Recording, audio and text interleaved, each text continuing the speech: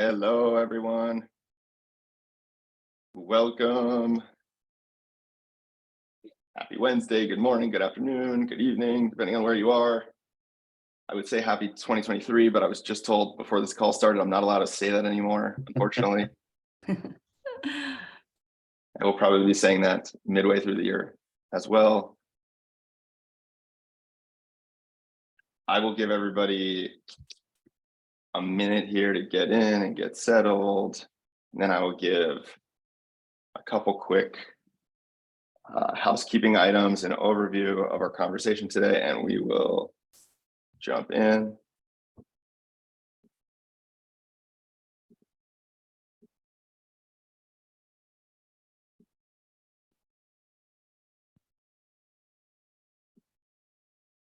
All right.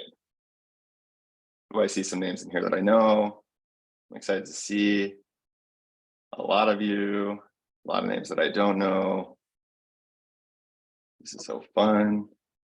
Get to make internet friends. All right. Again, for those of you just joining, welcome. My name is Troy. I'm quite excited to welcome some awesome guests today and help facilitate a pretty fun conversation around candidate experience. I hope that I hope we can make light of what are probably not the easiest times we've all had in TA lately, and make this a sort of a fun conversation with some levity. So I will kick us off here. We're here to talk about candidate experience and how to win more talent in 2023. I'm going to cover a couple quick housekeeping items. I'll do a 1-minute partner intro. This conversation is brought to all of us by BrightHire and Guide.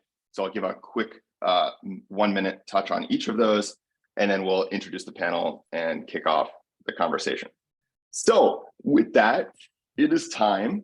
The housekeeping items, the most exciting part of the day, hopefully not. We will be recording this conversation, and it will be sent to everyone after the webinar. So if you happen to miss anything or have to jump out early, no sweat at all. You can spend your Friday night rewatching the recording. So let's see. Anybody throughout the conversation, we'd love to make space at the end of this chat for the questions from the group. So much of what's going on in TA right now is changing, and it's changing fairly quickly, as we'll get into. So the questions from the group, I think, I hope might better represent what's going on in the market, and we can save those for the end, where we'll have a Q&A. So please use the Q&A function in the Zoom if you've got a burning question. If there's something you've been noodling on for a while and really want to know, if I say something really stupid and you would like to correct me, those are all things that are kosher and welcome. Please use the Q&A button at the bottom. And then my last and the most important housekeeping item here is that we have fun. We have 1 hour here in our day. We should let go. I give us permission to let go of all the stresses of life we're thinking about coming in, all of our problems. We could just let go for an hour and we can talk candidate experience. I promise all of our excitements and challenges and real life problems, they'll all be there when we're done waiting for us. So we can just let go now, and we'll get back in touch with those in 56 minutes. I'm a big believer that with candidate experience comes emphasis on the word experience. So I think our work around candidate experience should be experiential itself. And so I will try to hold us accountable for having fun. Okay, with that, as I mentioned, this conversation is brought to everyone by BrightHire and Guide. So I'll give a quick overview of BrightHire on their behalf and Guide as well. So for those not familiar with BrightHire, BrightHire is the leading interview intelligence platform. BrightHire transforms the quality of hiring by helping people run better interviews and helping teams hire more efficiently with less bias.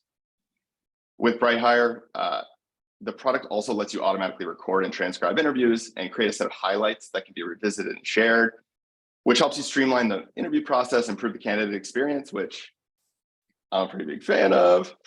and gives teams better information to make the best possible hiring decisions. BrightHire, the product and platform, provides in-the-moment coaching to run structured, consistent interviews at scale, and it helps you automate note-taking so your interviewers can actually focus on the candidate. That sounds kind of important to me. When companies use BrightHire, everyone wins. Recruiters, interviewers, they both have better context to make better decisions, and candidates can trust that they'll receive a focused and fair interview experience. Let's see, there will be info to learn more about BrightHire at the end of the call, but I will also intro Guide.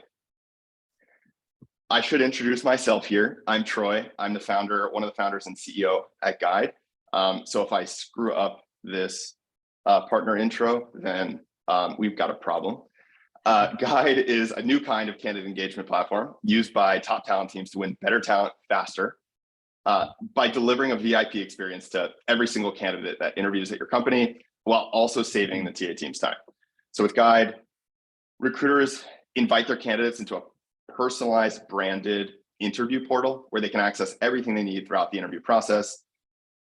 Information related to employer brand material like company values, recent news, to hiring team bios, interview schedules, and much, much more. Guide's centralized hub gives a transparent a transparent view into your company and the hiring process. And this prevents candidates from feeling left in the dark, from sending several emails wondering what the next step is, from asking several questions that you can proactively provide with Guide to build candidate trust and increase win rates at every step of the process. There's a lot new in Guide that I'm really, really excited about. And that has a lot to do with bringing the conversation and communications between your hiring team and candidates into one centralized place where you can manage all of your messages with candidates, and they can do the same in one unified hub. So I'm quite excited about the upcoming stuff. That's my very selfish plug. And with Guide, our customers save significant time because they can do a lot more with less. They can deliver a VIP experience and also save a lot of time. This keeps candidates more engaged and informed and happy and trusting, and happy candidates are what it's all about, which is why we're here. All right, enough of me. Let's turn it over to the stars of the party. I would love to quickly do some intros so everybody can get to know the panel. Stephanie, I'll start with you. Adrian, we can then go to you, and then John, we can go to you third. I will give you some prompts. So we would love to know your name, the company that you work for, a bit about the role that you're in now. And I'll give you one bonus question. That is naming the political party you last voted for. I'm just kidding. That is not the bonus question at all. I did say we would have fun. I hope I don't get canceled for that. Let's see. The bonus question is actually one word that your mom is most likely to use to describe the high school you. So name, company you currently work for, a bit about your role, and one word your mom is most likely to use to describe the high school you. Stephanie, it is all yours. Thank you. I'm so excited to be here. I'm Stephanie. I work at Glossier. I am the senior manager on the business recruiting team, meaning that I cover everything from all the business side, all of wholesale, some of retail. We do have a retail recruiter as well, but pretty much everything besides engineering. And the one word my mom would use to describe me in high school, I think, is talkative. I was always getting in trouble. Lovely. It's going to serve you well today, I think. Adrian, all yours. Yeah, thanks so much. Really happy to be here. My name is Adrian Obesso. I currently work at Superhuman. I lead talent acquisition there as a senior manager. I came in as senior manager of talent over the engineering side, and since I've kind of moved on to overseeing all of hiring at Superhuman. And what would my mom, so actually I almost went with talkative, and then I was like, oh, chatty is more apt. So I would say similarly chatty. My mom would call me chatty in high school. Amazing. Thanks, Adrian. Damn, I'm gonna have to be a great timekeeper. I'm getting the sense of we've got two of the three are chatty. John, tell me you've got something else. Yeah, mine will not be that. Not be that. Yeah, so yeah, my name is John Cyprian. I work for CallRail and I help run their talent acquisition across the spectrum of the department. So marketing, engineering, customer experience, doesn't matter, all of them. And then yeah, as far as my mom, I hate to break the rule, but I feel like there's two words, but they go together. And it's probably like frustrating and mindful. And, you know, just in short, it would be the scenario of like, I would want to go to the parties, but I'd also be the person like driving everyone. So those are the two words. Wow, this is so much more exciting than I thought it was going to be. Frustrating and mindful. It's like, as a parent, you're like intentionally frustrating, is what I'm hearing. You are thinking deeply about how to frustrate me. This is great. As I mentioned to the panel before this, I think I, by rule of thumb, have to subject myself to the same questions I'm subjecting the panel to. So my name is Troy. I mentioned I'm one of the founders and CEO at Guide, and I do a lot of things, mostly making sure our team is happy and caffeinated, for those who like caffeine, and helping drive the conversation with a lot of TA leaders out in the world to help us guide like where this industry is going. And so conversations like these are very much up my alley of geekery, and I spend a lot of time having them. So I'm quite excited. Let's see, how would my mom describe me in high school with one word? Rebellious. I didn't like rules. Reverse psychology was my mom's best friend. So, all right. Let's jump in.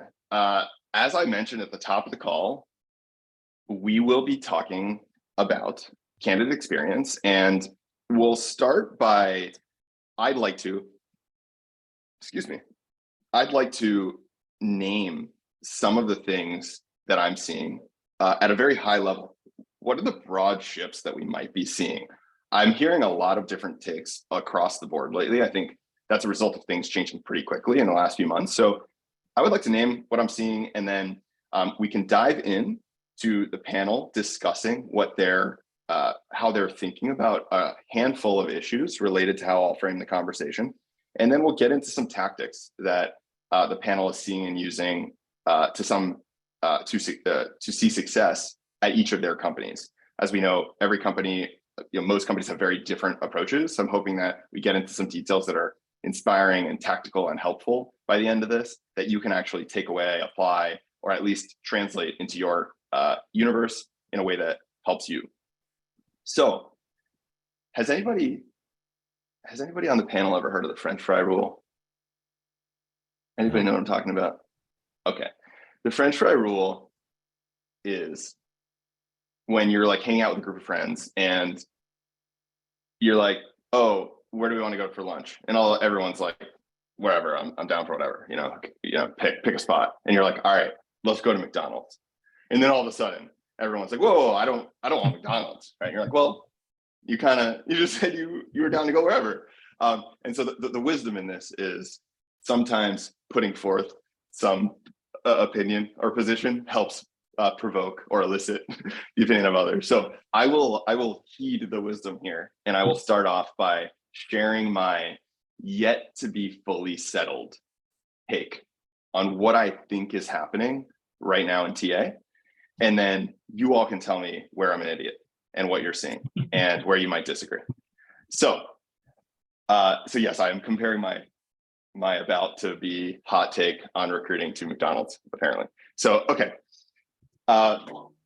We have been, like many of us at Guide and myself personally, in dozens of conversations over the last couple months with folks in TA. And one broad theme is clear. Things are changing. Something is happening. Things are different over the last couple of months. Either the intangibles, the squishy stuff, the tone in the room, the things that folks are concerned about, the way that the hiring market's sort of shifting and shaping. And the big question is like, okay, how is it changing? What's different? And I'm hearing a lot of open questions and even strong opinions forming around new maybe hypotheses around what's going on in talent, including what is going to be the role that the TA team plays in general over the next couple years. What does this mean for the employer candidate power balance? Are we shifting back more towards, we're seeing all these layoffs happening.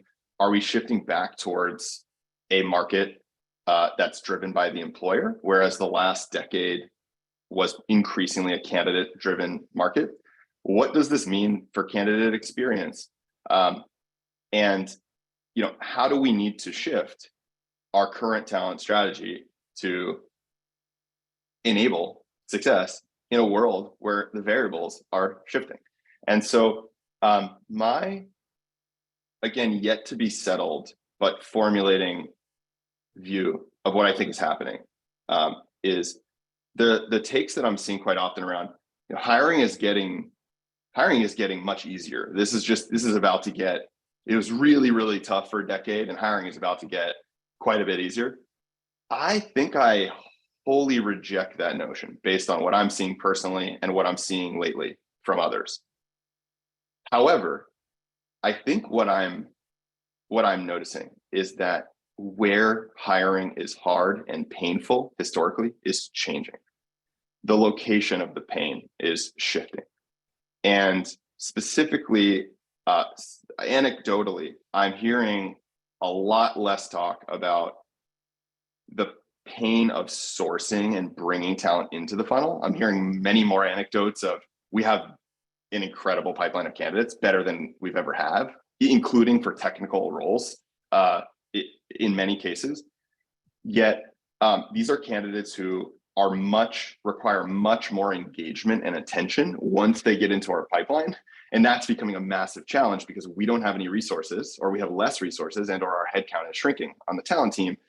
And candidates are more sensitive. They're seeing the headlines. They don't want to get burned again. They're more conscientious about the decision. They're more diligent. They want more information. They want more transparency. They want to understand how stable this company is. Why are you going to be the company that's not in the headlines in 3 months after I join? They don't want to get burned again if they've gotten burned in the past. And so we're seeing this thematically. I am seeing this thematically. And this is requiring a lot more care and effort by the recruiting team after one gets into the process, because candidates are assessing their options. There is still very much more demand for talent, in my view, than there is supply for great talent. And so there is a need to provide more information and do so with some sensitivity in recognizing there's good reason to be skeptical right now. So that's my French fry that I throw into the ring here. I wonder, just openly, before we get into some of the specifics, is anybody seeing across John, Adrian, Stephanie, are any of you three seeing something similar, seeing anything different? Do you disagree with that? Where does the pain exist for each of you? Where might you feel it's shifting, if at all? I'm curious to get a broad take if you're seeing anything in particular. Let me maybe kick it to maybe Adrian, if you've got a thought top of mind. Yeah, sure. So yeah, I'm with you in that. I do think the pain is shifting. And I think early on I fell victim to this, I was a little lured into some sense of safety, thinking like, oh my God, look at these pipelines, look how many candidates we have, look how many people we're getting to final rounds. Like, I was thinking that we truly were in control. And then we were finishing out entire pipelines and then realizing that some of our top candidates were getting other offers and actually considering them before even, hearing our offer. And I think it was a great reality check for us and for my team. But then it also gave me a sense that maybe the market isn't changing that much, in the sense that we are all still competing for top talent, right? Like, we are still competing for the people who are going to help our companies grow, scale our products. Those people are still in demand. Those people are still getting interviews. And if anything, I think the amount of companies that can hire those people are limited. And so they're getting extremely competitive with one another to actually bring that talent in. Great. Yeah, very interesting. Any other thoughts, Stephanie, John, come to mind from y'all? Yeah, I was just going to follow up on really what you and Adrian both just said, which is I kind of like noted this while you were talking, but yeah, I feel like simply put, there's a lot of great companies out there. And I don't know if that used to be the case. I mean, there's probably always been a lot of great companies out there, but people have not always promoted themselves as much as they do now, including our own company, just from an employer branding standpoint. Example, using a tool like Guide, plug. This is a huge part of it for us now, right? Like this is something that a candidate sees that's different than another company. While maybe all of our benefits, our salary, and these other pieces are the same, and we have a great like winning culture.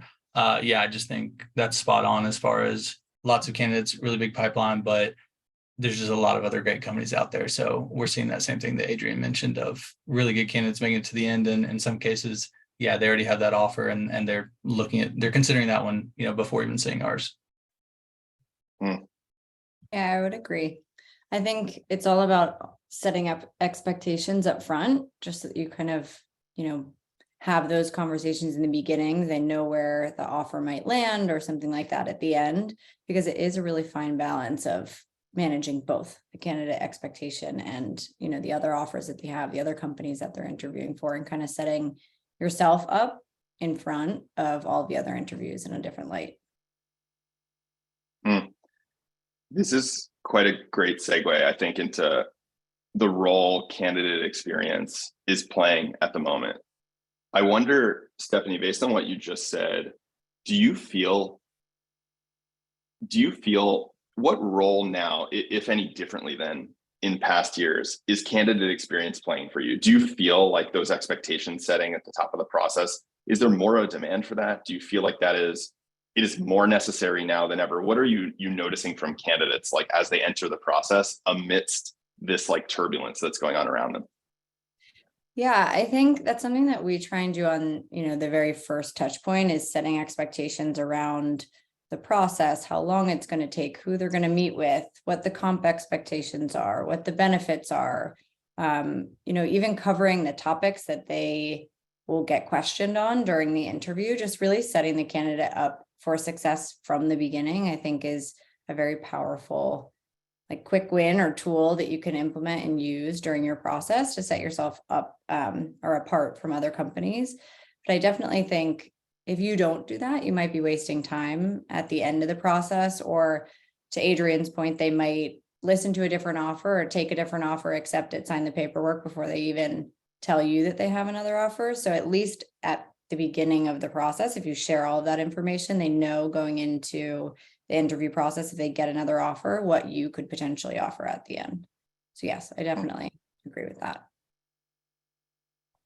I'm wondering what, let me poke over to you, Adrian, at Superhuman. What are you all practicing that you find works, or what are you seeing in general around this point of setting expectations early? How do you think about process transparency and or proactively setting the candidate up with information that is likely to be an open gap in their understanding later, that you try to get ahead of at the front of the call? What are you seeing candidates want now, and then how do you typically deliver that?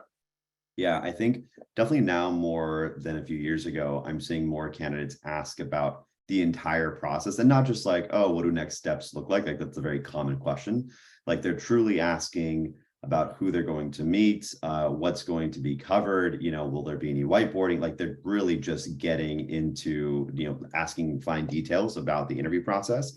And so just providing that up front, like Stephanie was saying, is one, just a huge time saver. And I think what it does even more than that, than saving time for the recruiter and the candidate, is it builds trust, right? Because you say all these things are going to happen. And then when the candidate goes through that process, and all of those things happened, you have now become this trustworthy partner, someone that they believe, that they listen to, that they know listens to them, right? And so one thing that we do at Superhuman to like tack on to that experience is we'll have like a team social, and we'll have the candidate ask us, or like we'll ask the candidate if there are particular people from teams or from certain groups, in communities within Superhuman that they want to meet with. Some people have kids and they want to meet other parents. They want to talk about what it's like to be a parent at Superhuman. And so not only are we following through on everything we're going to say, not only are we following through on everything we say is going to happen, we're also giving them some control of the process. How have you, one thing I tend to hear is that it's hard to get buy-in from other stakeholders to run processes like that one. How would you say others at Superhuman, other stakeholders outside of the TA team, who might be the other parent at the company who's meeting with candidate, how do you get them to understand the value of doing this for the candidate? Is it something they just intuitively grok because they get it, they were in their shoes before, or have you navigated any challenges in getting them to participate in something like that? Yeah, I'd say that's something that's kind of happened from in a generational way. One thing that Superhuman does a little differently than I've seen done at other organizations is recruiting is responsible for, delivering on goals and reporting on metrics, just like any other team at the company. More so, again, than any other company I've been to. Like, usually recruiting is just kind of happening in the background, right? And everyone's like, oh, great, like we hired that person, we have somebody new on our team, but no one really sees how it's done. And Superhuman does do that. So I think inherently the other teams see the work we're doing and then are inherently just like realizing like, oh, like I'm a part of this, right? Like I help drive recruiting success. And so people just tend to be more bought in when we are seen as a contributing member of Superhuman as far as like our goals and hitting them. Kind of, I imagine its power to indoctrinate this view as new employees join, because they're fresh coming out of the candidate experience that mattered to them. And it's like, hey, at points in the future, you will be a part of the team that helps sort of give back to candidates in the same decision inflection point later. Yeah, John, exactly. Sorry, Adrian. Oh, no, I was just agreeing with you. Cool. You can agree with me anytime. John, I wonder, anything that you're seeing that's interesting happening in the early stage of the interview process dynamics at CallRail, where you're noticing candidates hungry for more or different types of information they've typically been in the past. Your CallRail is based in the Southeast, so it's quite interesting to me to think about how the non-typical Silicon Valley based business or coastal business is what you're seeing. Yeah, I definitely think people definitely want to be, like you said, people have always asked the questions of, what's the process like, but being even more prepared, down to not just what's the whiteboarding going to entail, right? Like that kind of stuff when it comes to the engineering roles, if there is that. Yeah, people are definitely wanting to be more particular on what that process is, but I also think that we're seeing, or just going back to even that initial conversation, I think we've also always put some emphasis on understanding their timeline as well as giving our own timeline of, hey, here's the full length of the process, the expected date that we think we're going to end it in terms of interviews and stages and whatnot, and when a potential offer could come. But I think just being even more focused on their timeline, because they do have competitive things going on, and making sure that we're staying up to date on that. And I think that the level of transparency you set from the very beginning with a candidate really just creates a good process from there, because the more transparent we are about everything, they are as well.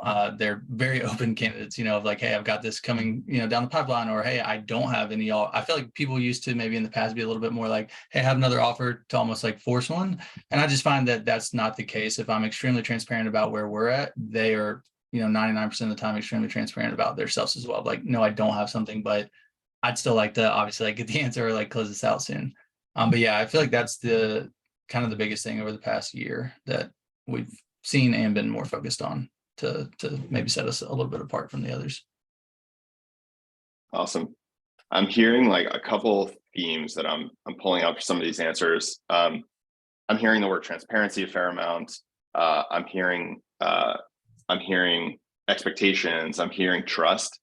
I wonder, this is a question I've been known to get on my high horse about, which is around how we actually define candidate experience. So this is a kind of a fundamental question that's maybe worth throwing out. I wonder, let me kick it back to you, Adrian, and then we'll come back to you, Stephanie. I'm curious, how do you all think about individually and within your team, how do you think about how the candidate experience is defined? Like, how do you frame that in your head so then you can go execute against it, get buy-in, et cetera?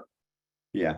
So I think kind of going back to my previous point around setting expectations, like to me, it's fine. Like when I was at Honey and everything was in person, I think my answer would have been more of just like red carpet, right? Like that was like, we used to, like if candidates were flying in from somewhere, we'd put them up at a nice hotel, we'd walk over and walk them and grab a coffee on the way. We'd show them, like there was this whole like to do about, an interview. And I think now it's shifted. And if anything, it's grown up a little bit.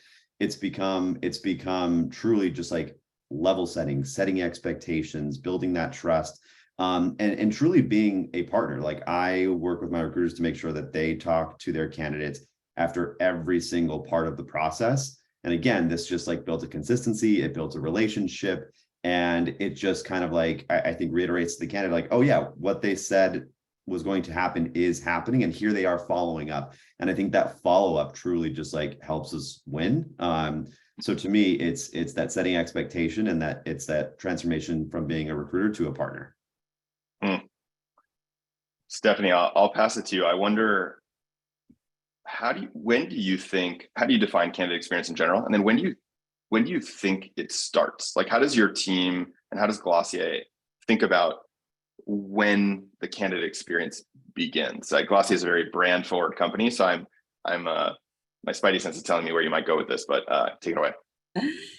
Yeah, I would agree with Adrian. I also think, to answer that question, because I'm eager to, I think that it starts before you even find the candidates.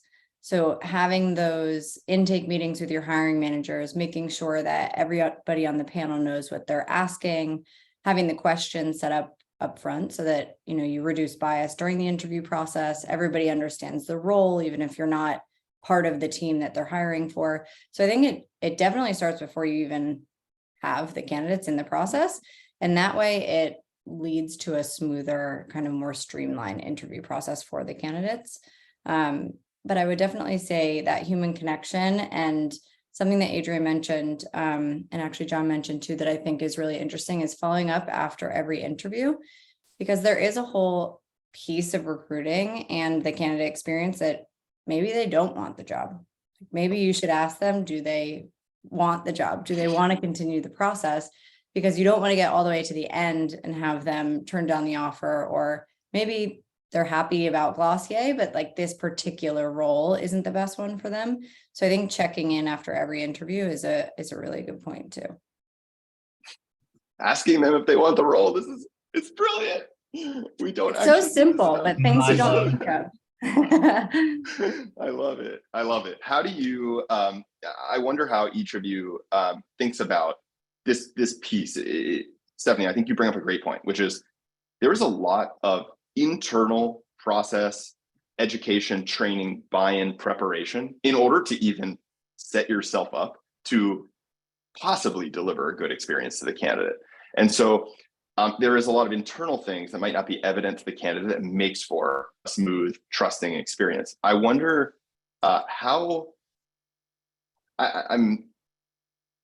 do we ensure that our colleagues are delivering the candidate experience that we expect? It sounds like at Glossier, you're really focusing on the intake meeting. You're helping educate each constituent on what is this role actually, et cetera. So it sounds like there's some process around that. I wonder what are others, maybe I'll kick it to you, John. What are you seeing, practicing at CallRail that ensures that the folks involved in the process that are maybe not on your direct team or even on the talent team at all, how do you ensure that they deliver a candidate experience that's up to par with what you expect?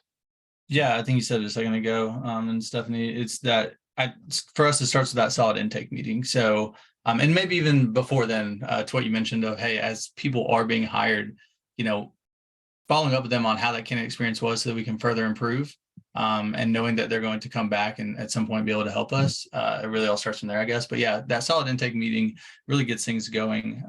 For us, we use Greenhouse as an ATS. There's a pretty good form that you can edit and go through. if other people use that. And in general, taking that and then having the manager fill that out and then going back and doing that meeting with them for 30 minutes to an hour to actually go over stuff should only be like 30 minutes. But in general, that's huge, because in that is where we're asking for, it's a lot of information now. It's really developed over the past year and a half for us, especially since we implemented Guide, because of how much information we now just can more easily share with candidates. And the way we do that, the intake meeting is huge. And then following that up, we have different, email templates and even kind of sync ups with the interview team who's going to be directly involved.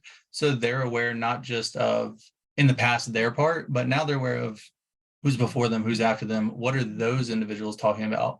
Because that used to be, a bit of an issue and feedback as well from candidates, is you'd have 2 stages where they're getting interviewed about the exact same thing. So again, just keeping to a better process. I think it all starts with that, really with that intake, and then making sure that you take that information and you put that right back to the interviewers and those who are going to be involved.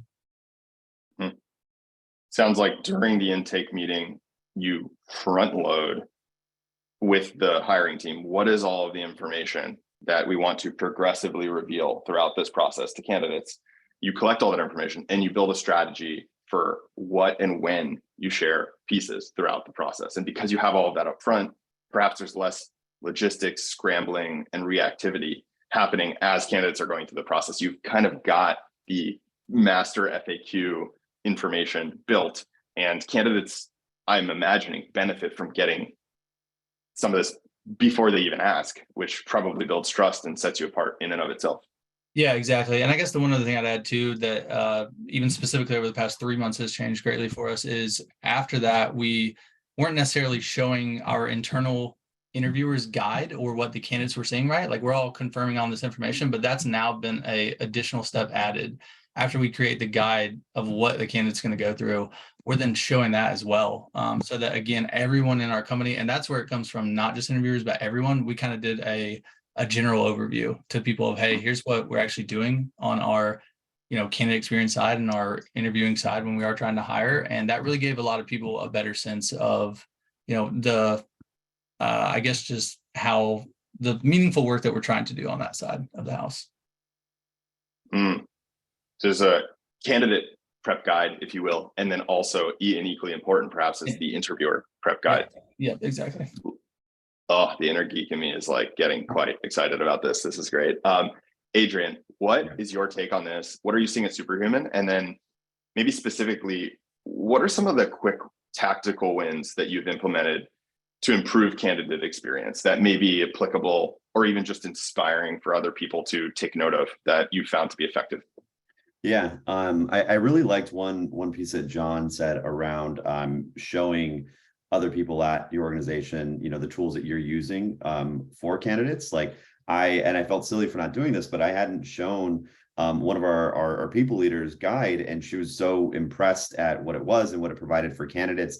And I think we do this thing in recruiting where all the stuff that we do for candidates to the candidate feels very, very straightforward, very, very simple, as it should, right? It should be lightweight, but anything, as we know, anything that is elegant and lightweight is fairly complex on the back end, right? And that's what it requires to make it that way. And so for us, I mean, just like John was saying, it's really about that preparation leading up to kicking off a role. So we use a whole, we use a whole mock that fills out where the hiring manager fills out everything from the people they want on the interview plan to the questions being asked to the job description. Like, it's all just like a living, breathing document. What's great about that is obviously, we have that. We can use that for other roles. If we're opening a more senior role of the role we just kicked off, we can work off of that mock. So it just makes it easier for the interviewers. And I think it's to answer your question around like the quick wins and things we're doing there. That one's tough because nothing we do feels like it's so quick. I think everything truly like takes a lift from the interviewing team. But if I had to point to one thing that I think is a huge difference maker that doesn't take a ton of time, is we do full offer calls that are actually on video as well. And so before that, the hiring team gets together, we strategize on what we're going to cover. We make sure that we are talking about interests that the candidate have. We're sending them a small gift to kind of, thank them for their time and for whether or not they accept the offer, right? Just to thank them for their time, their focus, and their commitment to our interview process. And that has, I mean, again, it doesn't win every single candidate. Obviously a gift isn't going to equate to a life-changing job. But I do think it shows how seriously we take this process and like consider these people's times. And so that to me is one that doesn't take a ton of time and adds a lot of value. One of my favorite underdog metrics for candidate experience is the sentiment from rejected candidates and how they would rate their experience. And so I wonder, with this gifting process that you have and the care that you put into the experience, it sounds like even when folks don't get through the offer accept, have you noticed an impact come back to you qualitatively, or is there a sense of positivity from those? What is the impact of that you've seen from candidates' point of view? And then has it led to referrals? Like how has that benefited? Oh yeah, it's definitely, it's led to referrals. It's led to, people posting on social without us even asking them to about the candidate experience and what they went through. And to me, like those kinds of posts, I think shine more brightly than the ones of like, oh, I just accepted this job at Superhuman, right? The ones that say, I went through the process of Superhuman and I didn't get an offer, but it was the best experience I've ever been through. Like that's the kind of stuff you want to see, because that's not biased by an offer accept. Like that's truly how they feel about what you had them go through. And like people remember that, like how you made them feel. I'm obsessed with this. I think I'm going to hereby announce the new candidate experience metric of them all, which is the like amount of love and referrals you get from the candidates who don't make it through the process. Stephanie, any tactical tips that you've found equated to quick wins that you've implemented at Glossier with regard to candidate experience?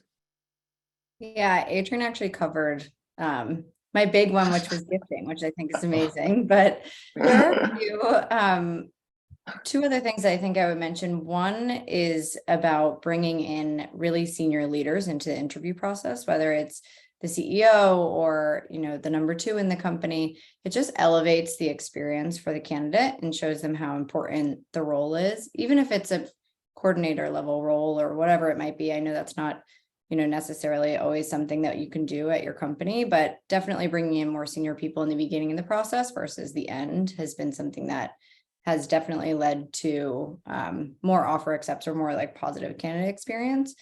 And then I think something else that's interesting too is that the candidate experience doesn't end with an offer accept. It's kind of similar to what Adrian said, is like the entire panel sends out emails congratulating them. We do send a gift, whether they make it or not. When they do make it, we have the panel meet with them the week of, their first week, their second week, coffee chats after that. I mean, there's a bunch of stuff that happened, but it's not just, offer accept and then the panel never speaks to the person again. So I think those two things are really important. Great. I feel like we're just getting to like the meat of this, which is like how do we get buy-in and all this stuff. So we're going to have to do a follow-up at some point, but I would love to look at these questions that we're getting in the chat. So let's see. My eyes are gravitating towards one in particular here from Allie, which says, I am obsessed with Guide. I use Lever. Oh, thank you, Allie. I'm so happy to hear that. Is there a Guide Lever integration coming in the horizon? Short answer is yes. Long answer is I don't have a date, but absolutely. And I'll keep you posted. Certainly, I'll have a team reach out and keep you posted as soon as that's ready. Let's see. I'm going to pose some of these other questions. Thank you so much for these. They're great. I wonder, I'm just going to kind of go in order here.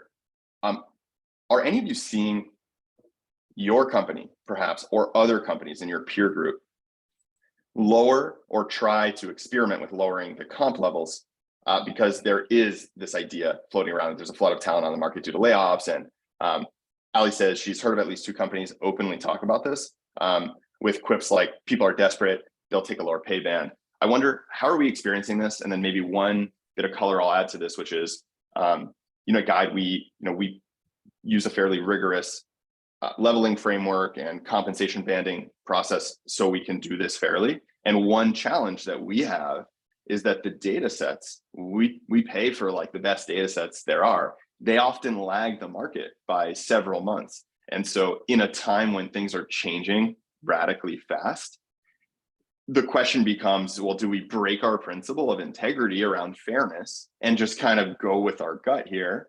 Or do we stick to data that we know is somewhat dated and might actually, in a lot of ways, cause problems, frankly, later with releveling and promotions and such? So I've not found a simple answer to that. I wonder what we're all seeing. Maybe I'll throw it to Adrian first.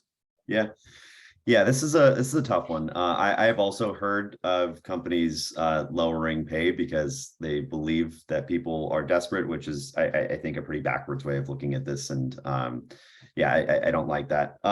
For us, it has been challenging because you're right. We probably pay for very similar comp data, Troy.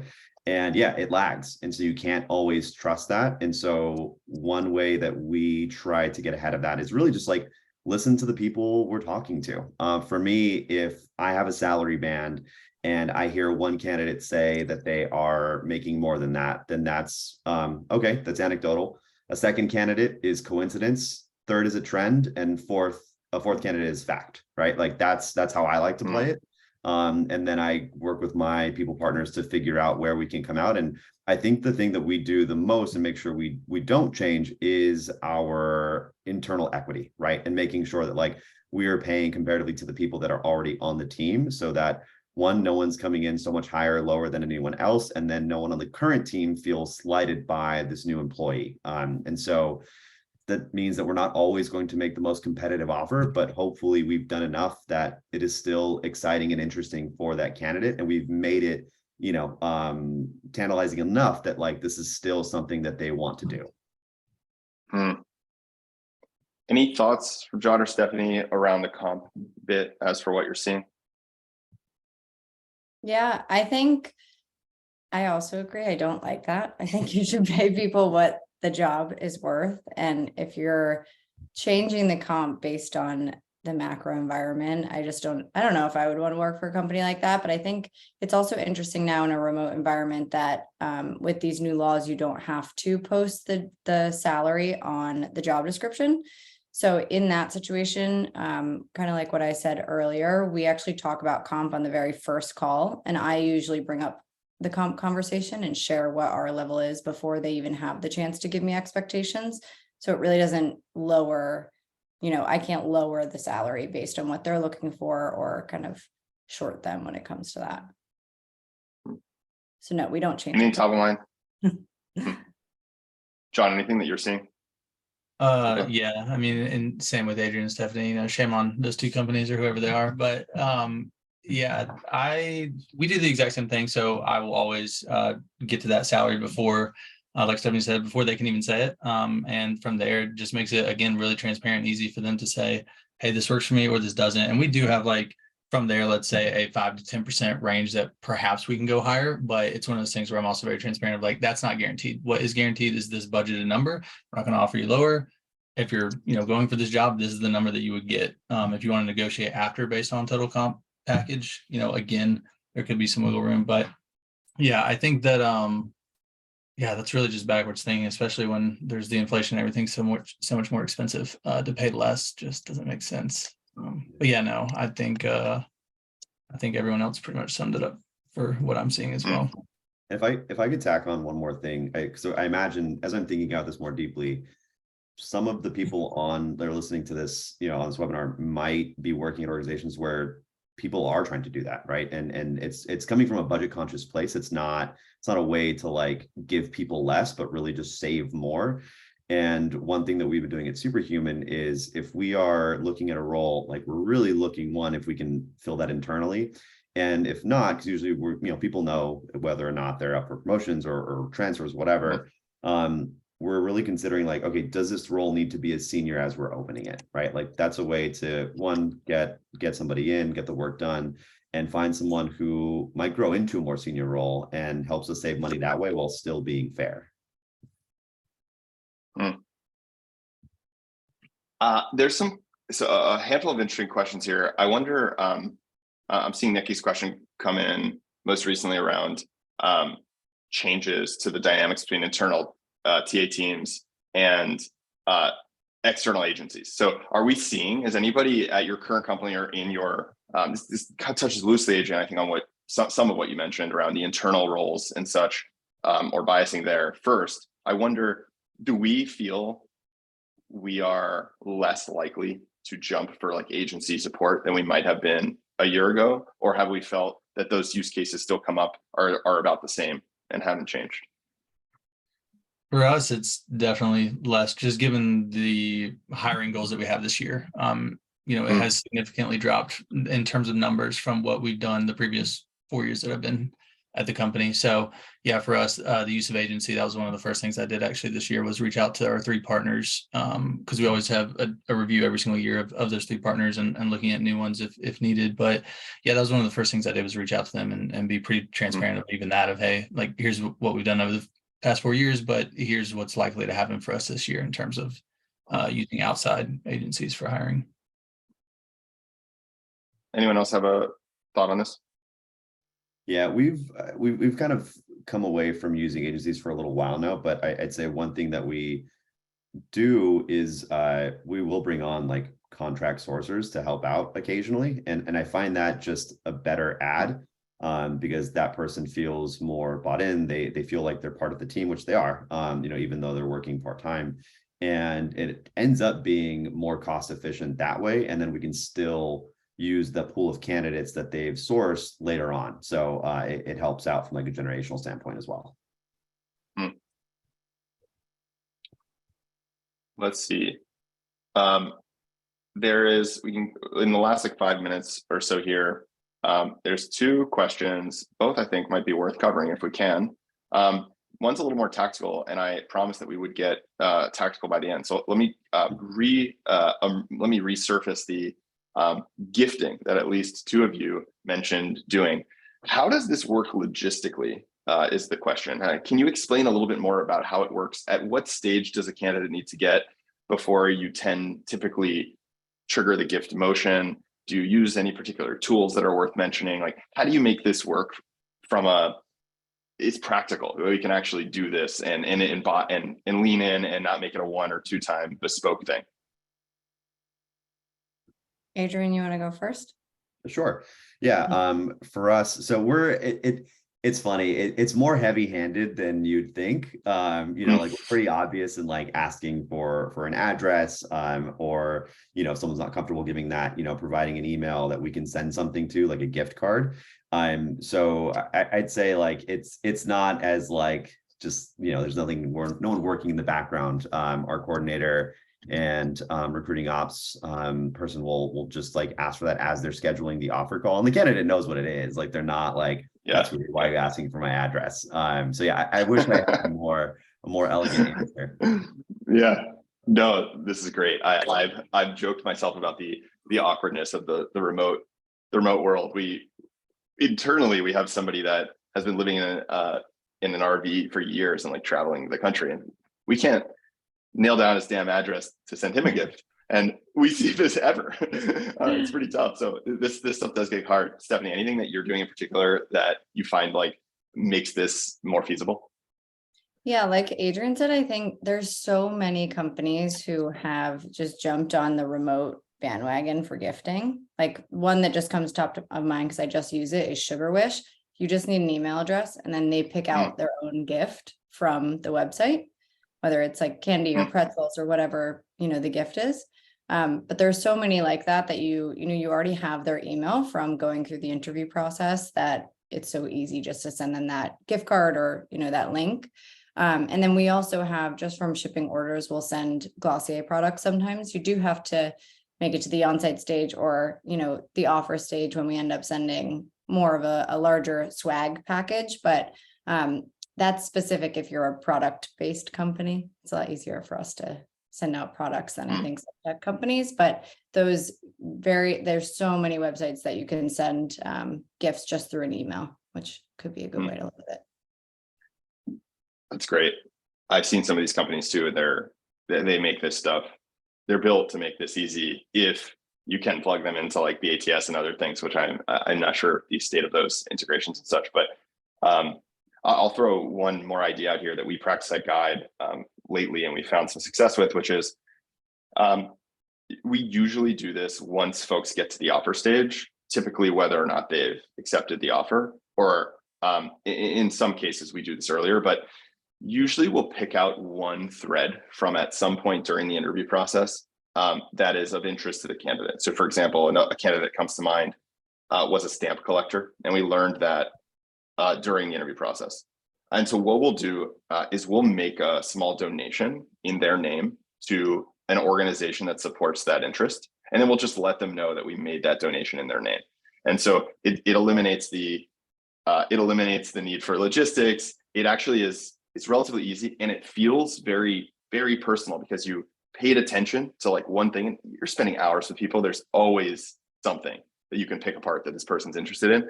And it feels more, I think it appeals to the altruist in us. We all want to like support other people's passions. And so anyway, we found that an interesting idea. So I throw that in the ring as well. All right. I think we've got, do I dare bring us down the one more question promise here? Let's see. In the last 2-3 minutes, let me see if I can give us one that is possible to. I see a question here about how to make job posts and perhaps job descriptions sexy, in quotes.